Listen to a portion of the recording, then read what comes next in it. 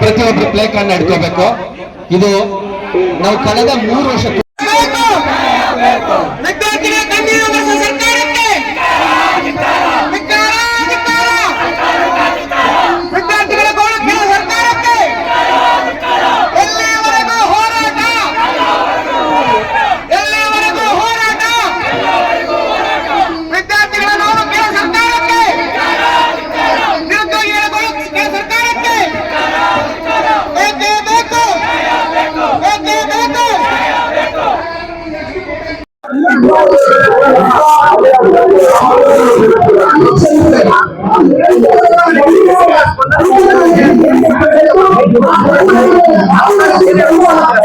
ಈಗಾಗಲೇ ನಯನ ಮೇಡಮ್ ಆಗಿರ್ಬೋದು, ಸರ್ ಆಗಿರ್ಬೋದು, ಎಕ್ಸ್ಪ್ಲೇನ್ ಮಾಡಿದ್ದಾರೆ ಏನ್ ಫಾಲ್ಟ್ ಇದೆ ಅಂತ. ನಾನು ಕೊನೆಗೆ ಕೇಳೋದು ಇಷ್ಟೇ, ಎಂ.ಸಿ. ಸುಧಾಕರ್ ಸರ್ಗೆ, ಇಷ್ಟು ವರ್ಷ ನೀವು KCET ಮೆಟಲ್ ಎಕ್ಸಾಮ್ ನಡೆಸಿದೀರಾ, ಏನಕ್ಕೆ ನಡೆಸ್ಕೊಟ್ರು ಗೌರ್ಮೆಂಟ್ ಅವರು? ನಮ್ಗೆಲ್ಲ ಏನು ಕ್ವಾಲಿಫೈಡ್ ಆಗೋ ಸರ್ಟಿಫಿಕೇಟ್ ಕೊಟ್ಟರು, ಏನಕ್ಕೆ ನೇಮಕಾತಿ ಮಾಡ್ಕೊಟ್ಟಿಲ್ಲ? ಒಂದ್ ಕಡೆ ಸಹಾಯಕ ಪದ ಕೊಟ್ಟು ನೇಮಕಾತಿ ನಡೀತಿಲ್ಲ, ಒಂದ್ ಕಡೆ UGC ಅದಕ್ಕೂ ಪುರಸ್ಕಾರ ನೇಮಕಾತಿ ಮಾಡ್ಕೊಟ್ಟಿಲ್ಲ. ಕೇಳಿದ್ರೆ 15 ವರ್ಷದಿಂದ 20 ವರ್ಷದಿಂದ ಅವ್ರು ಮಾಡ್ಕೊಂಡು ಬಂದಿದ್ದಾರೆ.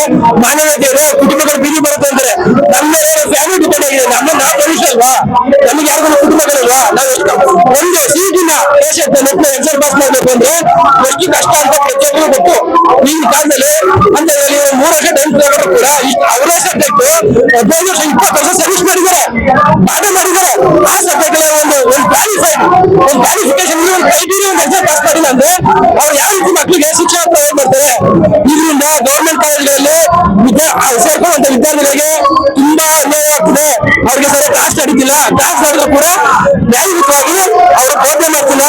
ಕಾರಣ ಅವರಿಗೆ UGC ಕ್ವಾಲಿಫೈಡ್ ಆಗಿಲ್ಲ. ಇನ್ನ ನಾನು ಮಾನ್ಯ ಉನ್ನತ ಸಚಿವರಾಗಿ ವಿನಂತಿ ಮಾಡ್ಕೊಳ್ಳೋದು ಇಷ್ಟೇ, ಈ ಕೂಡಲೇ ಶೀಘ್ರವಾಗಿ ಮೆರಿಟ್ ಪಟ್ಟಿಯನ್ನ UGC ಅಭ್ಯರ್ಥಿಗಳಿಗೆ ನೀಡಿ, ನಂತರ ಕೌನ್ಸಿಲ್ ಸೆಟಲ್ಮೆಂಟ್ ನೀಡಿ UGC ಅಭ್ಯರ್ಥಿಗಳನ್ನೇ ಮಾತ್ರ ನೇಮಕಾತಿ ಮಾಡ್ಕೊಳ್ಬೇಕಂತ ಅಗ್ರಹಿಸ್ತೀನಿ. ಇಲ್ಲವಾದಲ್ಲಿ ಕರ್ನಾಟಕದಲ್ಲಿ KCET ಎಕ್ಸಾಮ್ ಅದಕ್ಕೆ ಬಿಡಲ್ಲ. ಮತ್ತೆ DCU ಉನ್ನತ ಶಿಕ್ಷಣ ಪರಿಷತ್ ಸುಧಾಕರ್ ಸರ್ ಮೇಲೆ ಮುಂದಿನ ಕಡೆಯಲ್ಲಿ ಡೌಟ್ ಇಲ್ಲ. ದಯವಿಟ್ಟು ಈ ಹೋರಾಟವನ್ನು ನಾವು ರಾಜ್ಕುಮಾರ್ ಸರ್ ಮತ್ತೆ ಅಕ್ಷ ಸಂಘಟನೆ ನೇತೃತ್ವದಲ್ಲಿ ನಡೆಸ್ಕೊಂಡಿದ್ದೀವಿ. ರಾಜ್ಕುಮಾರ್ ಸರ್ ನ್ಯಾಯಕ್ಕೂ ಟೆಬರ್ಸ್mente ನಮ್ಗೆ ಭರವಸೆ ನೀಡಿದ್ದಾರೆ. ಅವ್ರ ನೇತೃತ್ವದಲ್ಲಿ ಮುಂದುವರಿತೀವಿ. ನೀವು ನ್ಯಾಯಕ್ಕೂ ನಮ್ಗೆ ಎಲ್ಲಿವರೆಗೂ ಕೊಡಲ್ವೋ ಅನ್ನೋವರೆಗೆ ನಾವು ಈ ಹೋರಾಟವನ್ನು ನಿಲ್ಲಿಸಲ್ಲ. ಇದೇ ತರ ಪ್ರತಿಭಟನೆಗಳು ನಡೀತಾ ಇದೆ. ಇವತ್ತು ಶಾಂತಿಯುತವಾಗಿ ನಡೆಸ್ತಿದ್ದೀವಿ. ಮುಂದಿನ ದಿನಗಳಲ್ಲಿ ಅನಾಹುತಗಳು ಕೂಡ ಆಗ್ಬೋದು. ಕಾರಣ ಇಷ್ಟೇ, ಏನಕ್ಕೆ ಕ್ವಾಲಿಫೈಡ್ ಇದ್ದೀವಿ, ಏನ್ ಕೆಲಸ ಮಾಡೋದಕ್ಕೆ ಹೋಗುತ್ತೆ, ಎಜುಕೇಟೆಡ್ ಆಗಿ ಅನ್ಎಜುಕೇಟೆಡ್ ತರ ಕೂಲಿ ಕೆಲಸಕ್ಕೆ ಹೋಗ್ತಿದ್ದೀವಿ. ಕೆಲವೊಬ್ಬರು ಬೇರೆ ಕೆಲಸಕ್ಕೆ ಹೋಗ್ತಿದ್ದಾರೆ, ಕೆಲವೊಬ್ಬರು ದಿನ ಕೂಲಿ ಕೆಲಸಕ್ಕೆ ಹೋಗ್ತಿದ್ದಾರೆ.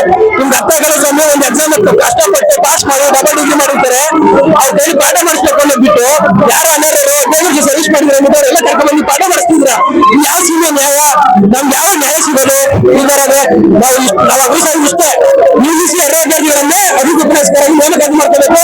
Thank you.